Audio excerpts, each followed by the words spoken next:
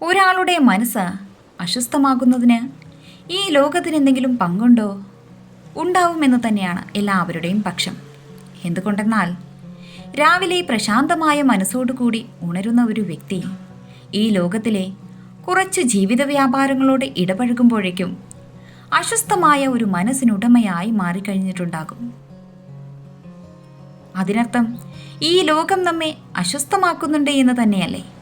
എന്നാൽ ഈ ലോകത്തിന് മറ്റൊരു പ്രത്യേകത കൂടിയുണ്ട്. എന്താണെന്നാൽ ഈ ലോകത്തിൽ നന്മയും തിന്മയുമുണ്ട്. ഈ ലോകത്തിൽ നിങ്ങളെ സന്തോഷിപ്പിക്കുന്ന കാര്യങ്ങളും നിങ്ങളെ വ്യസനിപ്പിക്കുന്ന കാര്യങ്ങളുമുണ്ട്.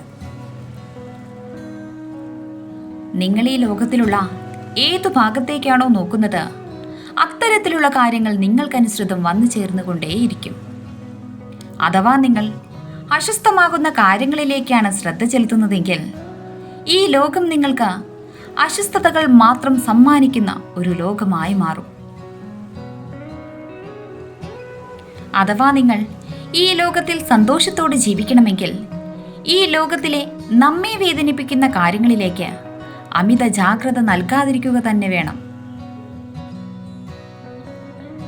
തീർച്ചയായും ഈ ലോകത്തിലെ തിന്മകളോട് പ്രതികരിക്കേണ്ടത് തന്നെയാണ്. എന്നാൽ ഒരിക്കലും ഈ ലോകത്തിലെ തിന്മകളെ നോക്കിക്കൊണ്ട് നിസ്സഹായതയോടുകൂടി വ്യസനിക്കരുത് എന്നാണ് പറയുന്നത്. ലോകത്തിലെ നന്മകളിലേക്ക് നോക്കൂ. അഥവാ അത് കുറച്ചേ കാണപ്പെടുന്നുള്ളൂ എങ്കിലും നിങ്ങൾ അതിലേക്ക് നോക്കൂ.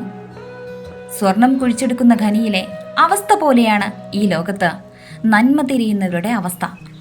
അതായത് സ്വർണം കുഴിച്ചെടുക്കുന്നവർക്ക് 1000-ലൊരംശമോ 1,00,000-ലൊരംശമോ മാത്രമേ സ്വർണം ലഭിക്കുകയുള്ളൂ.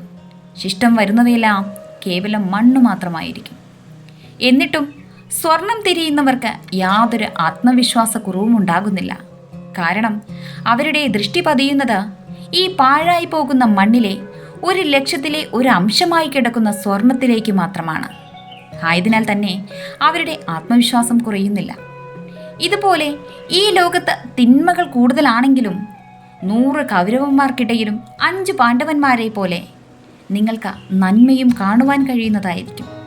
അതുകൊണ്ട് സ്വർണഖനിയിൽ മണ്ണുകൾക്കിടയിൽ പ്രതീക്ഷയോടെ സ്വർണത്തരികൾ തിരിയുന്നത് പോലെ ഈ ലോകത്തിലെ നന്മയെന്ന സ്വർണത്തെ നിങ്ങൾ തേടുവാൻ ശ്രമിക്കുകയും തിന്മയെന്ന മണ്ണിനെ നിങ്ങൾ ഉപേക്ഷിക്കുകയും വേണം.